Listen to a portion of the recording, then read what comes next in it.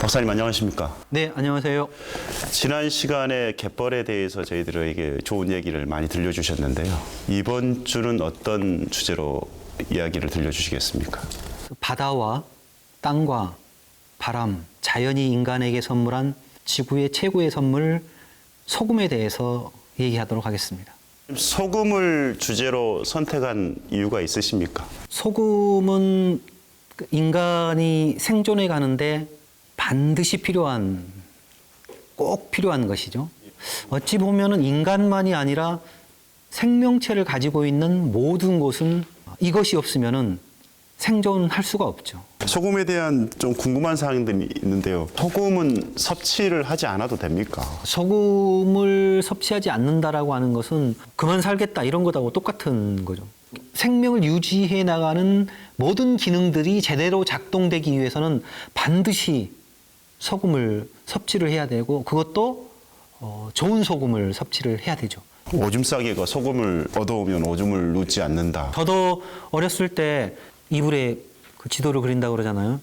피곤하거나 뭐 어쩌고 뭐 하면은 그러면은 이제 그 키라고 하죠. 키를 이렇게 뒤집어 쓰고 신만경을 한 3집 정도 돌아서 소금을 얻어오게 이렇게 시키죠. 그러면은 이제 오줌을 안 싼다 이런 얘기를 하는데 뭐 그거는 우리 민간에서 얘기하는 부분들이고 그걸 또 이제 과학적으로 굳이 설명을 한다고 하면은 이 소금이 사실은 그 신장의 기능이나 방광이나 이런 데 영향을 미치는 그 신장을 건강하게 하는 부분들하고 이렇게 관련이 있기 때문에 속설이기는 하지만은 또 한편으로 그것이 가지고 있는 과학적인 근거도 있는 것 같아요.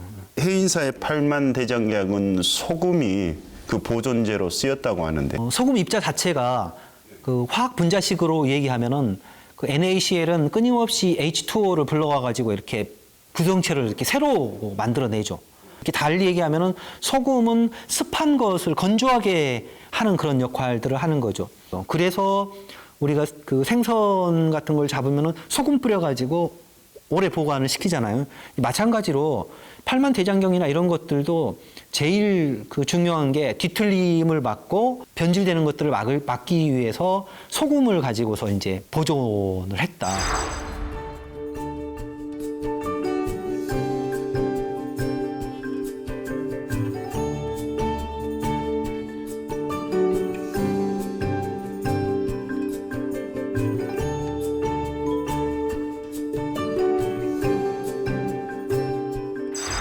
소금은 여러 종류가 있죠. 여러 종류가 있죠. 네, 어떤 종류가 있습니까?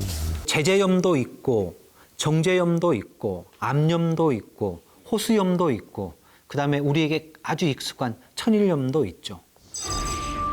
다양한 형태의 소금은 어떻게 만들어질까요?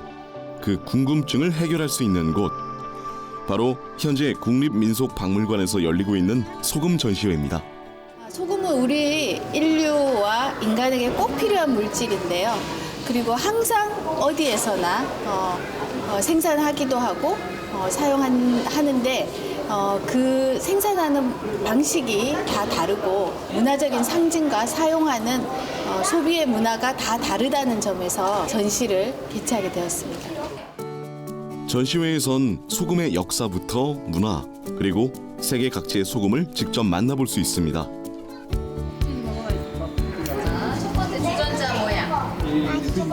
우리나라 거는 좀 이렇게 사각사각거리면서 알갱이가 따로따로 떨어져 있는 느낌인데 다른 거는 또 이렇게 단단한 씹으면 단단한 그런 느낌도 나고 맛이 다 다른 것 같아요. 여러 종류의 소금을 직접 맛보니 차이가 더 확실하게 느껴지는데요. 소금의 맛은 왜 다른 걸까요? 소금은 현재 바다이거나 과거에 바다였거나 하는 곳에서 만들어지는데요. 그 원천은 보시다시피 다양합니다. 바다에 바닷물을 사용할 수도 있고요. 예전에 바다였던 곳이 융기하거나 침하에서 형태가 소금 호수나 지하 염수가 되어서 그것을 끌어올려서 사용하기도 합니다. 소금이 만들어지는 장소의 차이가 소금 맛의 차이를 만드는 겁니다. 우유니 소금 사막, 폴란드의 소금 광산에서 만들어지는 암염, 소금 결정을 곡괭이 등의 도구를 이용해 캐낸답니다. 중국, 일본, 그리고 라오스 등에선 자연 방식으로 소금을 만드는데요. 갯벌과 바닷물을 끓여서 소금을 얻는 방식입니다. 우리나라 태안 지역에서도 자연법을 활용해 소금을 만들고 있죠. 하지만 대부분은 바닷물을 염전으로 끌어들여 수분을 증발시키는 방법을 사용합니다. 그렇게 얻어지는 소금이 바로 우리에게 익숙한 천일염이랍니다. 흥미로운 소금 이야기에 사람들은 시선을 떼지 못하는데요.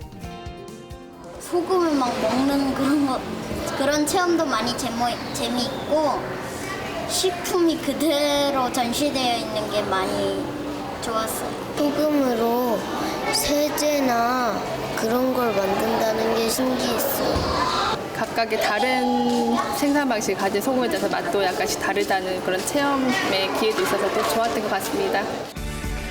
소금을 주제로 한 이번 전시회는 10월까지 계속된다고 하는데요. 방학을 맞은 아이들과 함께 전시회 나들이 어떠신가요? 인류가 만든 길이 여러 가지가 있습니다. 실크로드도 있고 태초에 있던 매머드 길도 있고 뭐 다양한 길들이 있는데 소금길도 있는 겁니까? 소금길도 있죠. 소금을 육지나 또는 도시나 이런 곳으로 운반해야 되는 일이 이제 생기는 거죠. 유통을 해야 되는 일이 생기는 거죠. 백길을 따라서 가는 길이 있고 또 백길에서 내려가지고 그 육지를 따라서 이렇게 뭐 지게를 지고 운반을 하든 수레에 싣고 운반을 하든 운반해야 되는 일이 생기는 거죠. 근데 그 소금길이 백길하고 같이 이렇게 연결되어 있는 게 있는 거고 육지에서는 또 육지대로 그 소금 장사들이 이렇게 지름길로 또는 소금을 팔기 위한 그런 길로 이렇게 만들어낸 길들이 있죠. 아직도 그런 흔적들이 남아 있는 곳들이 있습니까? 그런 것들이 있죠. 육로의 엣길 이런 것들은 다 소금길이라고 봐도 과언은 아니에요. 소금 장사가 다 지났던 길들이고 이게 태초에 가장 먼저 상품으로 유통됐던 게 소금이라고 해도 과언은 아니죠. 육지길로도 갔겠지만 백길로도 이렇게 백길로 갔죠. 한강까지 올라갈 수도 있었을 것 같은데요. 마포, 염창도 여기가 다 한강까지 올라와가지고 소금이 모여졌던 것들이고 어시장이 있었던 곳들은 다 소금 창고들이 있었던 곳들이죠. 그래서 뭐 법성포 이런 데도 역시 마찬가지고 그다음에 뭐 강경 마찬가지고 그다음에 뭐 전라남도 같은 경우에는 무슨 뭐 영산포 이런 데도 역시 마찬가지고 그런 데는 다 소금 창고들이 있었던 곳들이죠. 바다에서 육지로 소금을 운반하던 길, 소금길. 소금길을 오가던 소금 장수는 이제 사라지고 없지만 소금길의 흔적은 아직 우리 주변 곳곳에 남아 있습니다. 조선시대 한양에는 전국에서 올라온 소금을 창고에 보관했는데요. 강서구 염창동은 소금 보관 창고가 있던 지역이라 염창이라는 지명을 갖게 되었답니다. 마포구 염리동은 마포나루에 도착한 소금을 도성으로 옮기던 소금길이었습니다.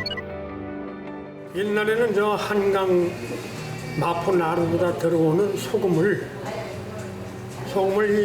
이 염전터, 염리동 염전터에다가 갖다가 부어놓고 서울 한성 시내에다가 소금을 공급하는 거죠. 그러니까 염리동은 아마 서울 문명을 꽃피운 곳이다. 저는 그렇게 생각해요. 소금길을 따라 자연스럽게 소금 장수들이 모여 살기 시작했습니다. 그렇게 소금 마을 염리동이 만들어졌죠. 하지만 세월이 흘러가며 소금길을 기억하는 사람들이 사라져갔습니다. 비석에 적힌 몇 자의 글씨로만 소금길의 흔적이 남았습니다. 소금길이 잊혀져가는 것을 막기 위해 염리동 주민들은 소금길을 현대식으로 단장했답니다. 소금길은 염리동을 5개 지역으로 나누고 있는데 그게 1구역부터 5구역까지입니다. 그 1구역부터 5구역까지는 대흥동을 건너서 사유리다가 흐르는 길이 바로 소금길입니다. 주민들의 노력 덕분에 지금도 우리는 소금길을 걸을 수 있게 되었습니다.